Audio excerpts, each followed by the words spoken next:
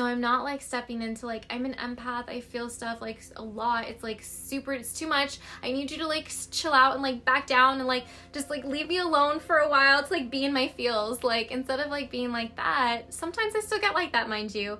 But hello beautiful beings, and welcome to this video.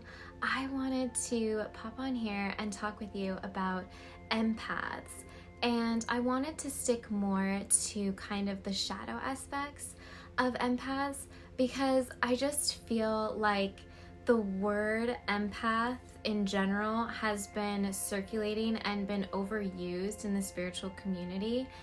I feel like a lot of people are using this term and correlating it with positive aspects, like almost like kind of making them think that like, oh, I'm an empath, so I stand out more, or I'm special.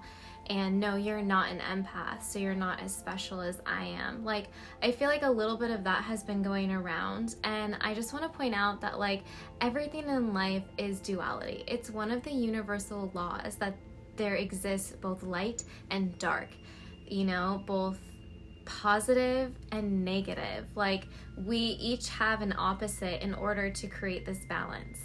So even when it comes to being an empath, you're going to also have shadow aspects. Like, there are a lot of good things that come with an empath, and honestly like a lot of abilities and psychic and spiritual abilities that come with being an empath. But there's also shadow aspects to that. And you know, being an empath doesn't, you know, exclude you from doing any growth or spiritual work or self-development. So I just wanted to talk about a few of those shadow aspects in this video and see what you think about it. I love learning, and I always love broadening my mind, so feel free to leave your comments, opinions, discussion starters down in the comments below. So let's start off with what an empath is. An empath is usually a person who is highly sensitive energetically, so they can feel other people's energy, and this can go as far as like feeling into their emotions. Also, it can go into feeling physical aspects in the body. And with this ability to tap into other people's emotions, feel what kind of energy they're putting off, even feel possibly what ailments or illnesses they have in the body, this can be very special because you can, if you can, you know, focus in enough with your awareness, you can actually identify issues that someone else is struggling with, and be able to point them out or give them that knowledge. Be like, oh, well, I can definitely tell that it's in this part of the body, and if you have knowledge on anatomy, you can tell them a little bit what's going on with that type, like part of the body.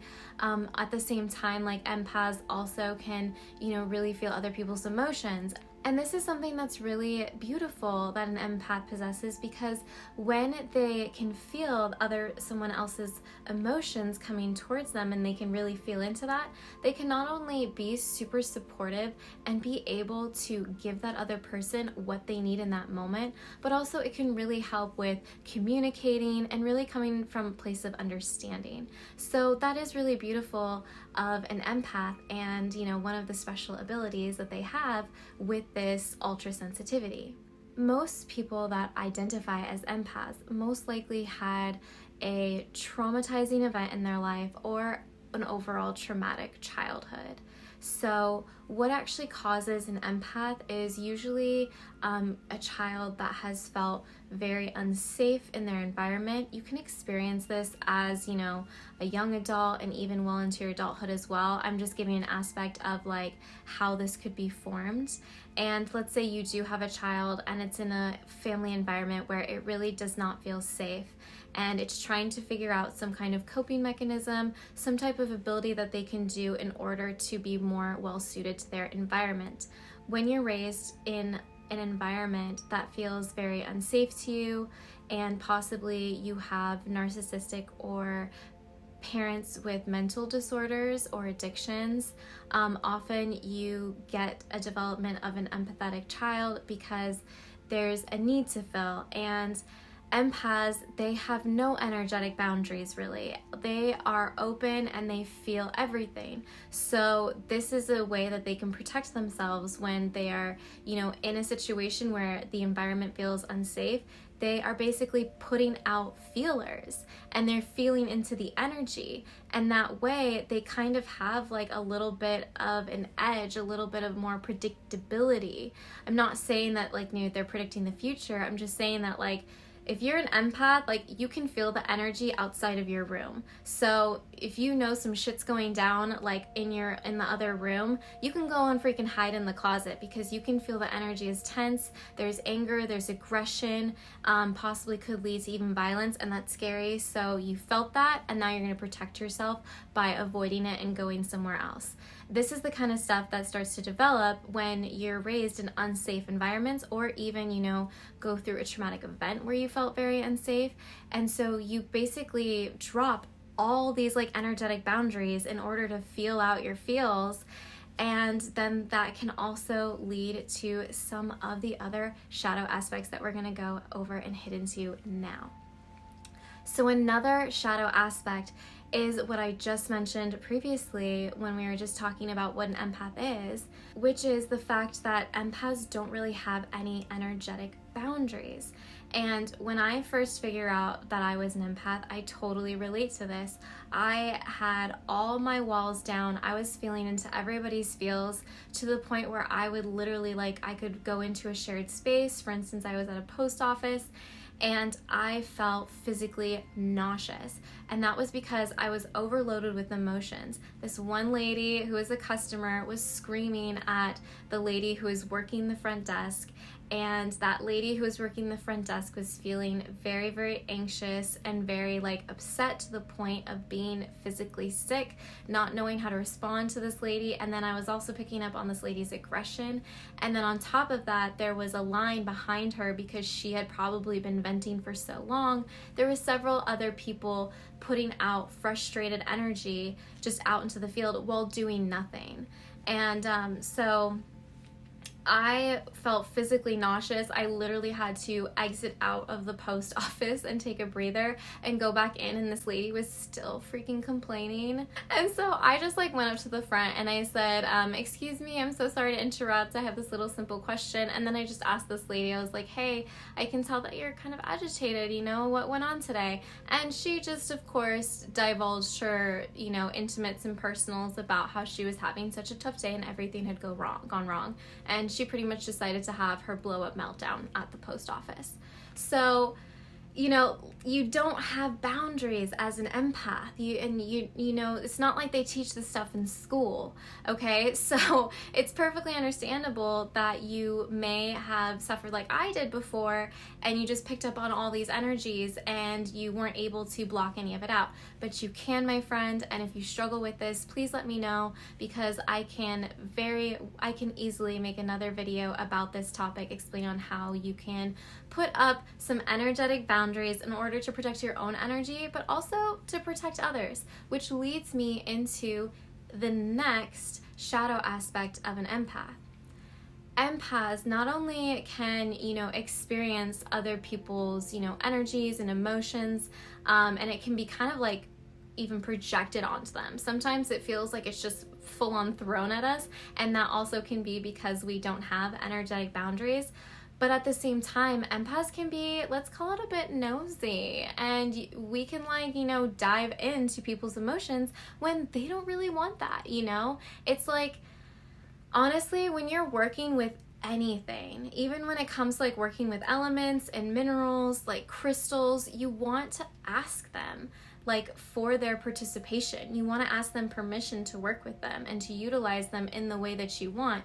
Well, we need to be just as considerate to human beings, and just because you're an empath and you can feel other people's emotions, it's not right to force yourself into their emotions, into feeling it, and kind of dismissing their feels by saying I've totally been there, I totally understand, I feel exactly what you're going through, when really we need to recognize that these people, they're experiencing, even though we can somewhat get an aspect of the feels that they're feeling, they have their own feelings, they're valid, and they need to feel them and they need to work through it. And if they ask for your help, that's different, but don't just like butt into them. It's very rude, and you're getting like your energy muddled in with their energy. And that can even just, you know, be more work. If you don't know what you're doing and you're not an energetic healer or counselor, stay out of it.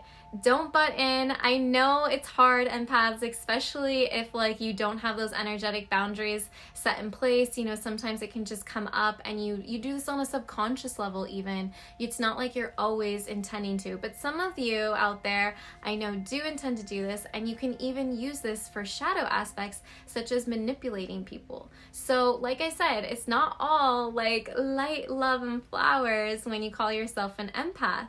There's some shade in there too, and we need to make sure that we are consistently trying to better ourselves and therefore also better contributing to society as a whole and respecting other people around us. So let's go back to what I just said about not having those energetic boundaries. I know this is kind of a consistent theme when it comes to the shadow aspects of empaths, because it really leads into so much. One of those things is attracting energy vampires, and in particular narcissists. So there is like a lot of information out there that, you know, empaths and narcissists go hand in hand. They're most likely dating in relationships together, or form together in friendships, or even in family members. It just seems to like they correlate, and the reason being is because you each need what each other doesn't have. So in all honesty, you guys are coming together to do work in order to come to more of a balance, because narcissists have immense energy boundaries. They are like they're mostly like standoffish. They really don't come out and forward about their emotions and what they're feeling. They tend to be a lot more closed off. They also have this confidence and, you know, this ability to be like, you know, no, I'm putting my foot down. It's my way or the highway. And being very confident in that decision and not budging a whole lot. Like they really don't want to budge a whole lot. And something that they really lack though is empathy and that understanding and that compassion and that patience and the ability to put themselves in someone else's shoes, feel what they're feeling in order to sympathize with them, in order to give more grace, concern, love, whatever it is. So empaths have an immense amount of empathy, obviously. They can easily tap into other people's emotions. However, they lack confidence. They lack the ability to put down their foot and to be no means no. Empaths usually don't know the meaning of no, because whenever they tried to put themselves first, when they were, you know, first being kind of shaped in this unsafe environment, they couldn't put themselves first. They always felt into other people, and they were always helping other people. So they lack that, what the narcissist has, which no means no, putting my foot down, this is my boundary, I've said it, I'm done, it's not going any further. Like empaths are so compassionate, empathetic, they have a lot of love, they give second, fourth, fifth, seventh chances. You know, they always have like belief and hope that that person is, you know, gonna do better and do right by you. So what each other lacks, the other person has, and that's why you guys are definitely drawn to one another. Now, once the empath starts getting stronger in setting their boundaries, their energetic boundaries, emotional boundaries, and just overall healthy boundaries, the narcissist like usually doesn't want much to do with you, because really there's no trade-off. You're not really going to like be giving them a bunch of your time and energy, because you put up these boundaries and you've established these limits, and therefore you don't need what they have to offer, because you're already vibing on that track. So another shadow aspect of the empaths, and the shit that we have to deal with, in all honesty, one of these is empaths legit are a mirror for other people. So you basically hold up this magic mirror. Imagine that every time you meet someone, you're holding up a magic mirror. So they're not seeing you, they're seeing this reflection in this mirror. And what's reflecting back at them is all the shadow work that they need to do. And that can be very frustrating, overwhelming. It can just straight up piss people off. And so you, my dear empath, most likely run into a lot of people just not liking you for whatever reason. And if these people struggle with any type of other mental instability, then most likely they are bad mouthing you on top of it. They met you once, they don't even know you, they didn't even really talk to you that much, and yet they are like throwing shit about you tied to your name all over the place. They're telling the friend that introduced you to each other, they're telling that friend, like, this, you know, this person's shady, like, I have these feelings about them, there's something that I don't like about them, or they could legit be coming up with full false narratives. Don't take it personal. It's really hard because it is personal, because they're freaking slandering your name and they don't like you. But what it really is, they don't like the aspect of themselves that they haven't addressed, that they haven't worked on. Because if they addressed it, if they worked on it, then they would overall, you know, tap into knowing that they need to tap into more self-love and loving every part of you, understanding it. And that's when you come to love and acceptance, and you can also love and accept other people. But, you know, these people just, a lot of times, I have run into this many times, where I legit am like the nicest person to this other being, and we seem to get along, we seem to have like actually a lot in common, and for some reason they just they hate me. They look at me like with a stink. They talk smack about me behind my back. They'll be nice and cordial to my face, but they will be talking smack about me, telling, you know, my friend or my boyfriend, you know, she's trouble, I don't like her, there's something shady about her. Like, they will just come up with anything they can, and it sucks. And I definitely sympathize with you. This is part of like a shadow aspect of the empath, something that's not necessarily all rainbows and butterflies. Like, it sucks when there's when you're basically a mirror for others, and you're basically, I guess, holding up everything that they don't like or everything they don't want to accept about themselves. And it's hard to just be that person, but you do have an impact in this world, and even though they're having a negative response about you, you still stirred something up, you know, in them, and that can definitely lead them down to a path of positivity, of self-development, of improving themselves. So just try not to take it personal. I know it can be very difficult, but don't take it personal. It's really not about you. It's about them. It's all about them. So lastly, this is more of like a question. I'm not entirely like set on this, but it has been kind of like popping in my mind as a question. I was kind of looking into it a little bit, and some of it makes sense, but I want to know what you think, especially if you yourself feel like you identify as an empath, what you think about this next shadow aspect. So empaths' shadow whole, basically overall as a theme, is that it's victim mentality.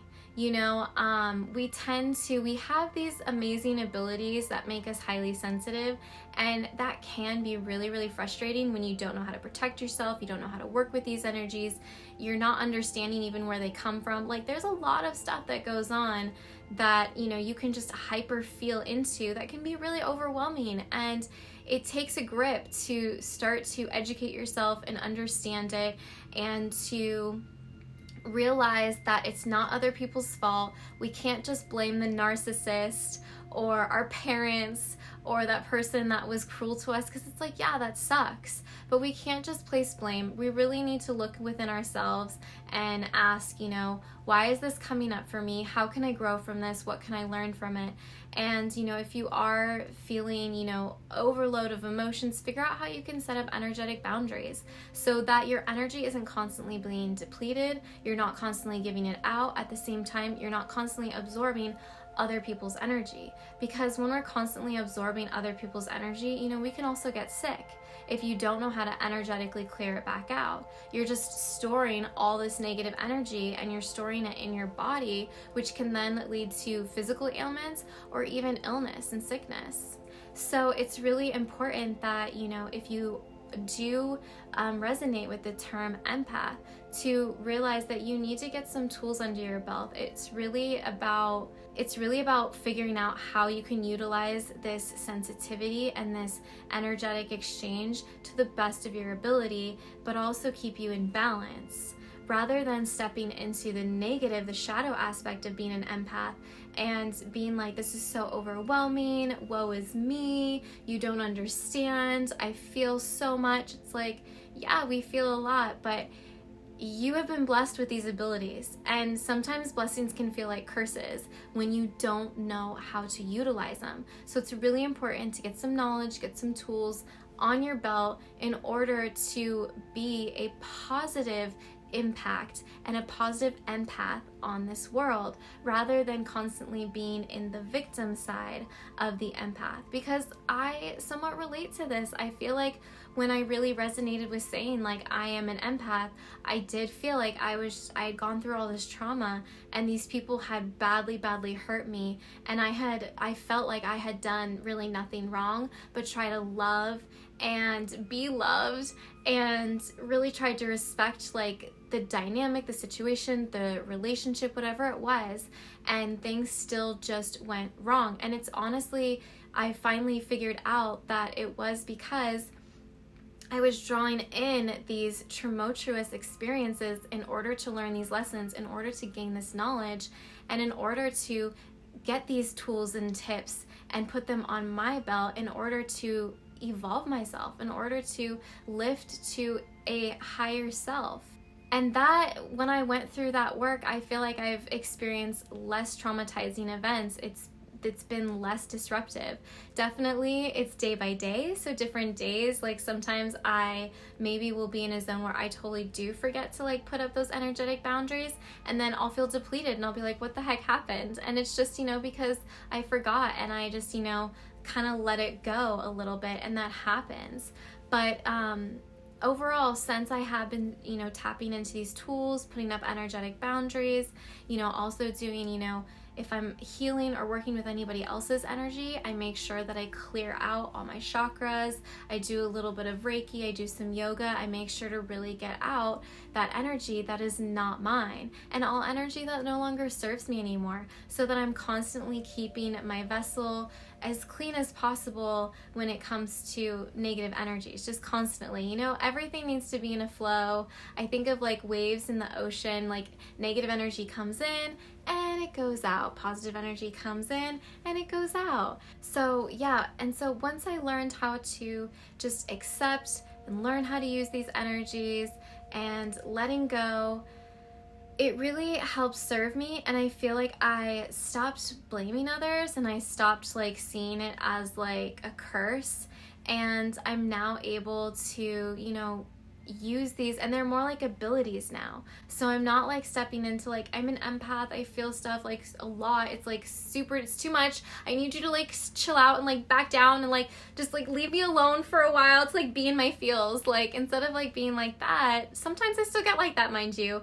but the majority now, it's more so now like, oh my gosh, I have all these like really cool abilities, and if there are people that are open and willing to work with these abilities and I can share them for good in order to help them, then freaking hey, that's awesome, let's do it. And it's more of that feeling, and I know that I'm protected now, so I don't have this fear of giving out my energy. There was a while where I was just holding all my own energy, and I didn't want to share like any of my joy, any of my good energy, any type of energy, because I was like, it's all mine, like I don't want to be depleted, and I was holding on to it. And now it's like I don't have fear of that. It's like energy is infinite. I have infinite love flowing through me.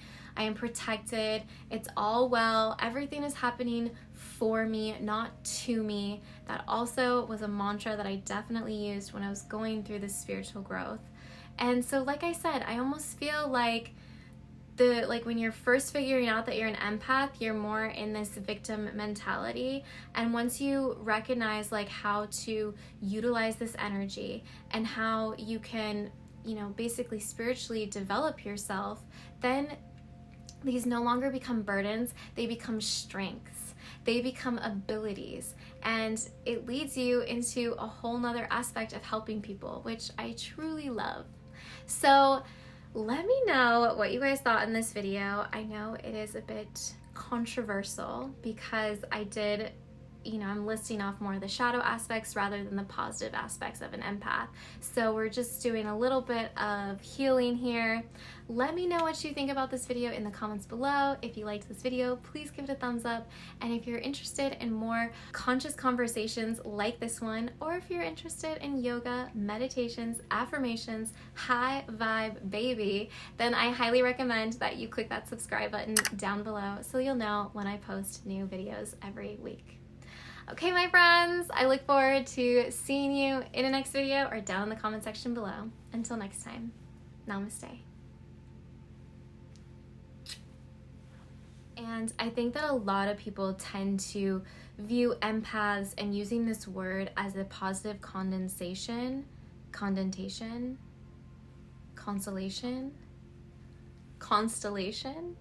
This lady was still freaking complaining. Her name must have been Karen.